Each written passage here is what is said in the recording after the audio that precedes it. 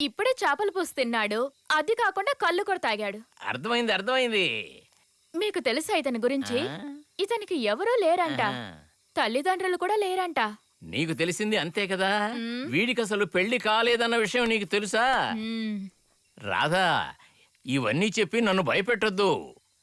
మన ఇంట్లో కూడా పెళ్లిగానే ఒక అమ్మాయి ఉందని గుర్తుంచుకో. అబ్బో భలే చెప్పావులే. నీకు ఆ ధ్యాస ఉందా అసలు? సరే, దాని గురించి వదిలేయ్. నేనిప్పుడు ఎక్కడ పడుకోవాలి? మీరు లోపలికెళ్ళి పడుకోండి. ఆ? నేను లోపలికెళ్ళి పడుకోవాలా? ఆ? మీరు వెళ్ళండి. భగవంతుడా, దేవుడా, నేను ఇంట్లోనే పడుకోవాల్సినట్టుగా ఉంది.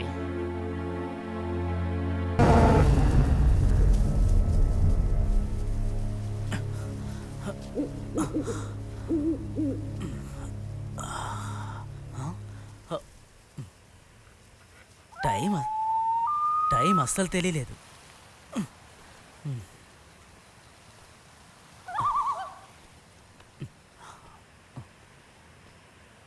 లోపల నిద్రపోయినట్టున్నారు.